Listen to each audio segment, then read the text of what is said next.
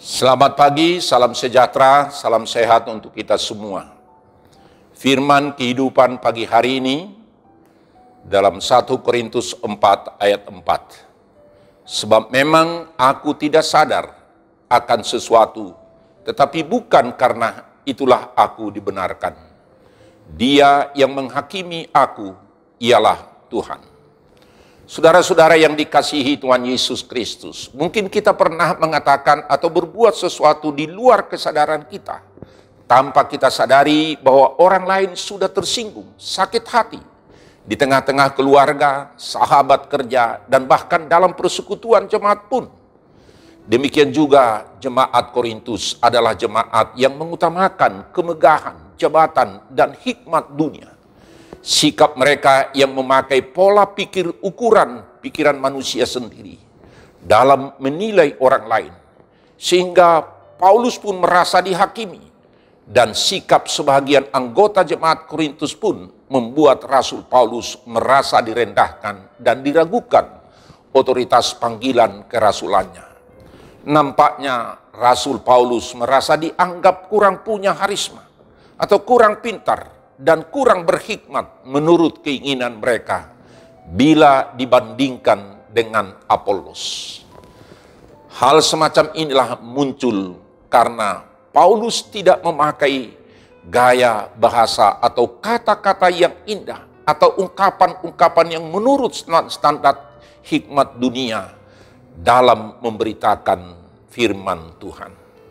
Kemungkinan Rasul Paulus juga diremehkan karena ia dianggap sebagai orang yang paling rendah, orang-orang yang tidak diperhitungkan, bahkan dianggap yang sudah dijatuhi hukuman dan tontonan bagi dunia, karena dia dianggap lemah, bodoh, dan tidak terpandang secara ekonomi dan lain-lain.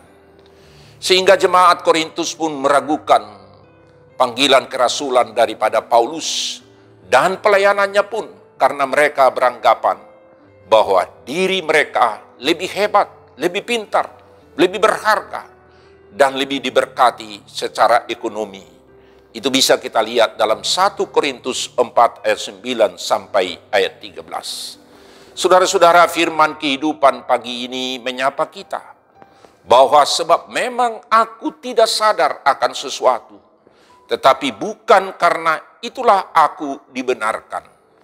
Dia yang menghakimi aku ialah Tuhan. Saudara-saudara, kita harus menyadari bahwa kita dibenarkan oleh Tuhan karena iman percaya kita, sehingga kita layak di hadapan Allah. Bukan karena perbuatan atau karena sesuatu yang kita lakukan. Tuhanlah yang berhak menghakimi siapapun, bukan kita. Bukan orang lain yang menghakimi kita. Maka Paulus mengingatkan jemaat Korintus agar mereka jangan menghakimi melampaui apa yang patut sebagaimana yang tertulis dalam firman Tuhan. Supaya jangan ada yang menyombongkan diri dengan jalan yang mengutamakan yang satu dengan yang lain. Sebagaimana dalam 1 Korintus 4 ayat 6. Mereka harus waspada.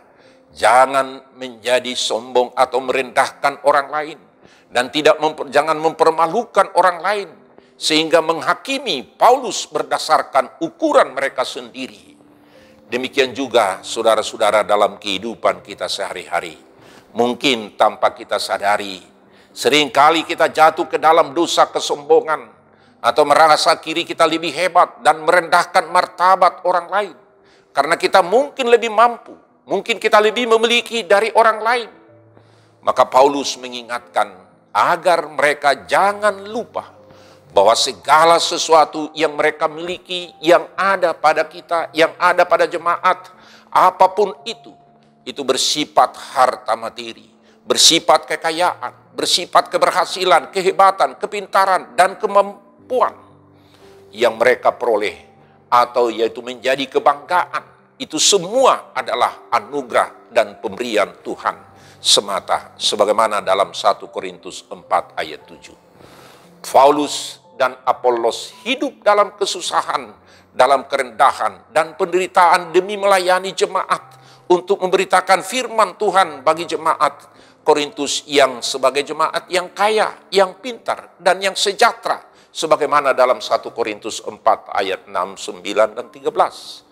Yang seharusnya membuat Korintus harus merasa malu dengan apa yang mereka banggakan itu. Sebenarnya tidak ada yang kita banggakan, karena apa yang kita miliki adalah anugerah dan pemberian Tuhan. Sebenarnya kita berterima kasih. Sebenarnya kita mensyukuri pelayanan Paulus dan pelayanan orang lain. Kita tidak meragukan dan menolak akan pemberitaan firman Tuhan. Saudara-saudara, Paulus menyampaikan itu kepada jemaat di Korintus supaya tidak menghakimi. Jangan menjadi kecewa dan goyah setiap orang yang mendengar akan firman Tuhan dan panggilan. Tetapi Paulus tetap teruji, terpercaya, dan terpuji dalam pelayanannya di hadapan Tuhan. Bahwa Tuhanlah yang berhak menghakimi, bukan manusia yang menghakimi. Ingatlah firman Tuhan dalam Matius 7 ayat 1 dan 2. Janganlah kamu menghakimi, supaya kamu jangan dihakimi. Paulus tidak merasa terganggu dengan hati nuraninya dengan apa yang dikatakan oleh jemaat Korintus. Tetapi dia tetap menjalankan pelayanannya. Karena pelayanan itu untuk Tuhan. Ia menyadari bahwa manusia bisa salah menilai. Sehingga penghakiman manusia pun sering salah. Tuhan yang membenarkan kita. Dan Tuhanlah yang berhak menghakimi kita. Marilah kita saling menghargai dan menghormati setiap pelayanan orang. Kita tidak mengharapkan pujian dari manusia, tetapi kita mengharapkan pujian dari Tuhan.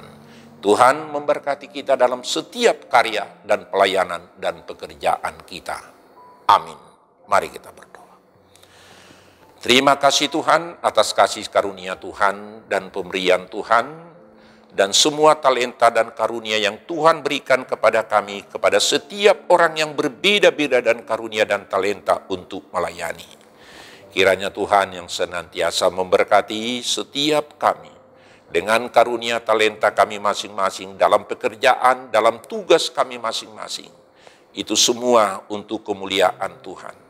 Supaya kami tidak menghakimi orang lain, tetapi kami mensyukuri akan berkat-berkat dan talenta dan karunia dalam pelayanan dimanapun.